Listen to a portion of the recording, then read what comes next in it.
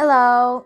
Today I will be reading Arlo and the Great Big Cover-Up by Betsy Childs Howard and illustrated by Samara Hardy.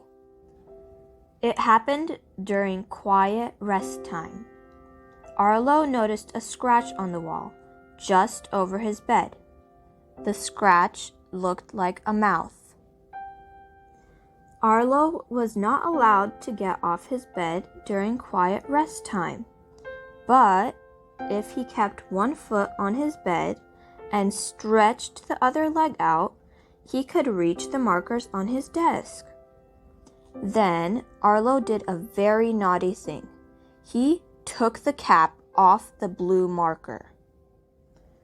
He drew a nose and two eyes on the wall. Arlo felt funny. He was not allowed to draw on the walls, not with a pencil, not with a crayon, and above all, not with a marker. Arlo sat on the bed and thought. He took the cap off the brown marker and drew a frame around the face. He thought the frame might make the face look like it belonged on the wall.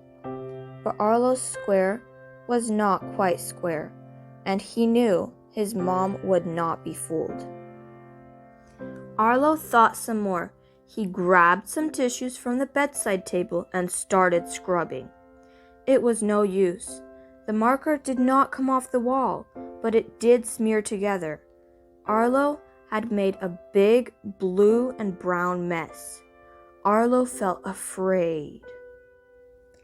His mom was not going to be happy with him. He must find a way to cover up the mess on the wall before the end of quiet rest time. He got off the bed. This time, he didn't bother to keep one foot on. He dumped out his toy box, picked it up, and put it on the bed. It was no good. He could still see the mess on the wall. He piled up games on top of the box. The eyes on the wall kept looking at him.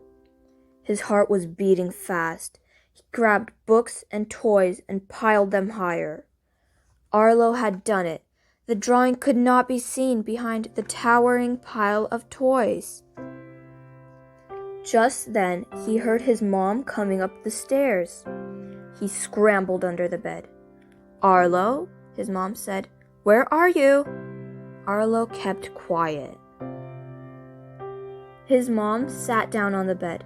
All at once, the tower came tumbling down. "Arlo," she said, "come out here." Arlo crawled out from under the bed, but he covered his eyes.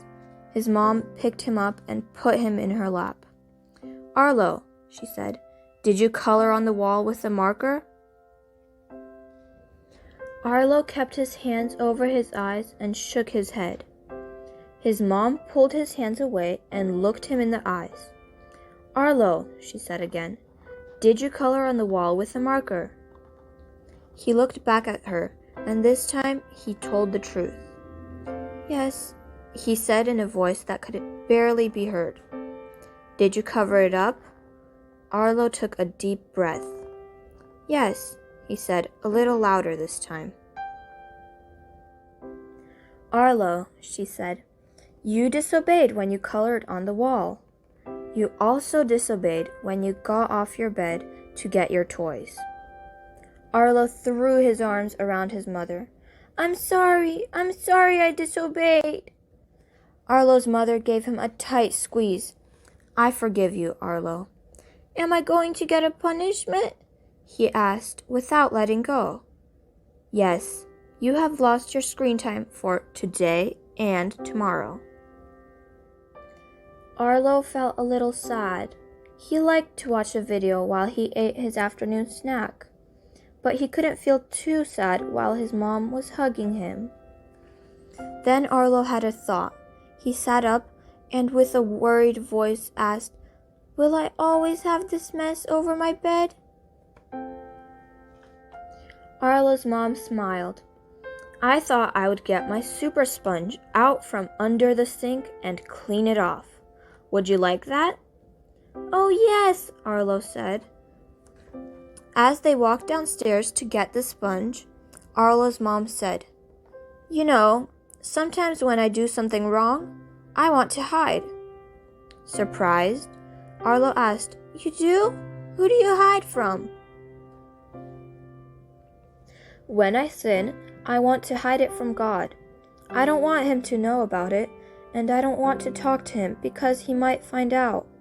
"That's silly," Arlo said. "God knows everything already." "I know," said his mom. "We can't hide our sin from God, and when we try, it only makes us unhappy." Arlo thought for a minute. "I was unhappy when I was hiding from you under the bed."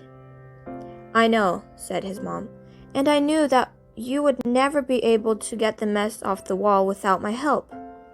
I'm glad you came out and told the truth. When we tell God the truth about our sin, he is ready and waiting to help us. That's why he sent his son Jesus." Arlo looked at the clean wall. He threw his arms around his mom again. "Thank you for washing off my mess," he said. "Cleaned up is much, much better than covered up." The end. In the Bible it says, "Whoever conceals his transgressions will not prosper, but he who confesses his sins and forsakes them will obtain mercy." Proverbs 28:13. I hope you learned a lesson from this book. Saying sorry for what you did is better than hiding it. Bye, kids!